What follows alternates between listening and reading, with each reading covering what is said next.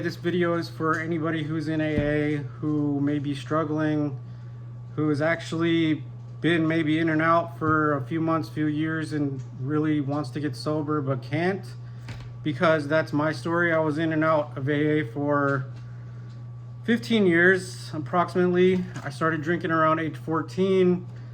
I got sober around 37, and I'm 40 now. So it's on and off. I don't know exactly, but the first meeting I went to was around like 16 or 18. I mean, I was a full-blown binge drinker by the time I was 16. I mean, I was drinking bottles of vodka in my parents' basement, and yeah, been in and out of rehab centers, in and out of treatment centers, been 5150'd, and you know, I don't want to get into all my war stories, but I've been in and out of the rooms and everything involved in the binge drinker lifestyle. And I fully was looking for answers, looking for a solution, looking for a way to grow and get better. And unfortunately, I did AA as full as I possibly could, and it just didn't work for me, and that's okay. You know, I learned so much. I would actually highly recommend AA for everybody. I mean, it's such a good program. The 12 steps, the doing the deep dive on yourself and your resentment and your fears, admitting you're wrong, admitting, you know, you're powerless over your addiction, and then making amends. I mean, a lot of people don't know how to do that. And then meditating and serving others. Why this channel is made is basically from the 12th step. Helping a brother, helping a sister, helping another person who may be struggling. I'm actually doing my 12th step through this channel. So getting into AA, if you don't know who AA is for, let's say you are an outsider and you are dealing with a person that is drinking, and you send them to a therapist, you send them to somebody, and then what does everybody recommend? They say, you need to go to AA. Well, what is AA made for? You have to understand what who AA is made for. And is made for a person with the spiritual, physical, mental disease of alcoholism. That is a very specific type of person. It has no gender, no race. It is a very violent, horrible, deadly disease, and it will kill you. But it is made for that type of person. It is not made for a person who is a problem drinker. It is not. It can help, but it is not made for that type of person. And there's a lot of people being sent to AA that are problem drinkers and that maybe go through a really bad traumatic situation, maybe a death, loss of a loved one, dealing with trauma, dealing with anxiety, that are problem drinkers. And unfortunately, it is not made for that type of person. It is made for the person who is spiritually sick, has the mental obsession of alcohol, that just says one drink is enough, and then they get the allergy, which is once you put alcohol into your system, it changes your biology as a person, and you binge drink and black out, and then do all kind. You know, I don't need to get into the war stories. If you deal with an alcoholic or you have an alcohol problem, you know you have to kind of understand what AA is made for and who it's for. And there's just too many people being sent to AA, or just go to AA, you have a drinking problem.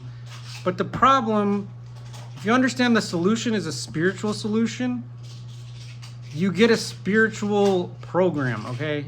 That is the root issue. You got to work backwards from the solution to the root cause is a spiritual problem, okay? So if you understand that, how to problem solve from that way. If you are grieving or you're going through a traumatic experience, AA is not specifically for that. Let's say you're divorced or you lost your husband or wife. AA is not really going to go focus in on, hey, I started drinking because I got a divorce, or maybe I lost my mom, I lost my dad, I lost my brother, sister, son, or daughter. It's not really going to focus on that. Nico, just a little quieter. I love my son. He's the best. I love you, buddy. But yeah, it is for, like, let's say if you are grieving the loss of a loved one, you need to go to grief counseling and you need to identify with other people going through that similar loss as you. If you are an adoptee, you need to go through like somewhere to meet an adopted child to go through and identify the same trauma that they're going through. If you are in a divorce and you are going through that, you need to identify with other people going through a divorce. If you are an alcoholic, that's where you need to be. You need to be in AA because you have the spiritual, physical, mental obsession of alcoholics, around the world. That's why the meetings were created. Bill and Bob, that's how the whole origin story started. Bill went to Bob and he went to him for himself to stay sober and not for getting Dr. Bob sober, and then they both got sober. But I have my notes here because I'm terrible at keeping my notes in line, and I can get off track. So yeah, I went through my story. Another thing I wanted to go over is an unacknowledged loss. So I talked about this on my last video, but a bunch of broken people on a soft white underbelly and me have these losses from childhood. Either it's from a parent that was an addict or a parent that was just a horrible person, and you can see it time and time again. Sean Strickland, a UFC fighter, they have these childhood traumas. They're broken people, and there's just this horrible traumatic situation that they grew up in, and a lot of times you end up with addiction or acting out and going to prison, getting in fights, and it's a loss that is not very understood. You can hear the stories, and specifically Sean Strickland talks about, like, why did nobody ask why a kid was acting like this? Why is nobody asking why I'm doing this and this and this? And that to me says you have a loss or a traumatic situation that is unacknowledged. And this is a huge point that I want to get across, that I think a lot of people, including gambling, addiction, and I'm speaking from my experience, what I have looking back now, I've been sober 3 or 4 years now, is these unacknowledged losses can turn into a self-destructive lifestyle, and it can be very, very, very confusing being stuck in this lifestyle of loss after loss after loss and self-destruct, and why am I doing this? And what I think that was happening to me and think is happening to other people that cannot get sober is that if nobody validates your loss and identifies with your loss that you can go through at the time of that loss, then this loss needs to be validated somehow. And I think that the self-destructive behavior, and I'm talking from my experience and just from other people that I've seen have gone through this, that self-destructive behavior is the losing, and that loss gives you a sense, it does give you a dopamine hit, whether it's good or bad. That loss, when you do something self-destructive, and it gets you seen, it gets you validated, and it gets you that dopamine hit, whether it's negative or positive, and you can actually become addicted to that feeling because you do something crazy or outlandish, or somebody gets you in trouble and people give you attention and validation. And this isn't to say that it's the truth. This is just my theory. And I got sober, and this is just what I thought that could help somebody else that is having trouble getting sober or has an addiction that they can't get over. Whether it's a childhood loss or whatever. It's that addiction and the self-destruction gives you kind of that self-validation, like, I have had a loss, and this is what I'm going to do now to show everybody that I'm hurt. And it doesn't make any sense, but this is the way our fucked up brains work. But I really hope that helps somebody, because nobody ever taught me that you could actually be addicted to loss. And it gives you a sense of feeling alive, and that's the only way you can feel alive. If you have gone through that loss alone and completely isolated, and everybody around you doesn't understand what you're going through, you can kind of become self-validating in your self-destruction, if that makes any sense. So I was never taught that. I hope that, this information can maybe help you or somebody else. You could take it for what it's worth. It could sound like complete BS. I don't really care. This has helped me in many, many ways, and now I don't do that anymore. I'm not self-destructive anymore.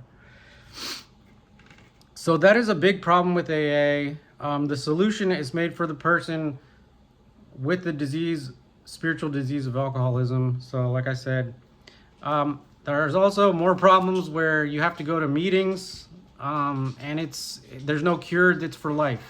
So if you really do have the disease, you do need that. I mean, you really do. You need to go to meetings. You need to go be around other alcoholics. And I was fully dedicated to AA, and I could not get sober. I mean, I did my steps multiple times with multiple sponsors, and it just didn't work for me. So that's what you need to do if you are in AA. And not only do that, but you have to have a sponsor to take you through the book of AA, the steps in the book of AA as outlined in the book. So there's a lot of people that will take you. I remember I had one sponsor. There's sponsors that will take you through nothing like what's in the book of AA. And if you're a newcomer and you don't know that you're supposed to be dealing with a sponsor that has been through the steps of AA as outlined in the book, you can go into AA, never get a sponsor. You can just go to meetings, and you never even know you have to get a sponsor. And then if you get a sponsor, you don't even know that they're supposed to take you through the book of AA, through the 12 steps of AA. And there's some people sitting in AA that don't know that, and that's just a huge disservice to the newcomers in AA. So there's that. Now, the solution, if you don't have sobriety and you're in AA, you have to keep researching and studying and basically become a master in your area of loss. Let's say you were sexually assaulted, you were violently attacked, you had a loss of a loved one, if they were murdered or any traumatic situation, whatever your loss is, you need to study that. You need to research that. Every perspective, every book you can find, everything online, every article, every person you could talk to, lived experience from other people. You need to get around people and master your area of loss. If you don't understand every single point of view that there's possibly out there of that loss, I do think you're selling yourself short, and I think that you could get sober if you do understand your trauma, because nobody's going to teach you your own trauma. Nobody's going to do the research for you, and unfortunately I had to find that out. And I'm a big advocate for educating yourself on specific trauma that you've gone through. For me, it was adoption, relinquishment, transracial adoption, and that's just what I've had to research, and I'm gonna research it till the day I die. And that's one thing that you can do. Another solution is alcohol use disorder. For AUD, there's a TED Talk. I'll link it in the description. Claudia Christian, she helped me get sober through the Sinclair method. It sounds like a bunch of bullshit. It sounds like snake oil. I don't know how else to talk about it except it's Naltrexone. It blocks the opioid receptors, or whatever receptors work in alcohol. It has a 70% success rate, and you can research it yourself if you're desperate enough. It worked for me. I got sober. It took me about 7 or 8 months to reach full sobriety. And this is being in AA for 15 years and struggling. I mean, 5150, rehab after rehab.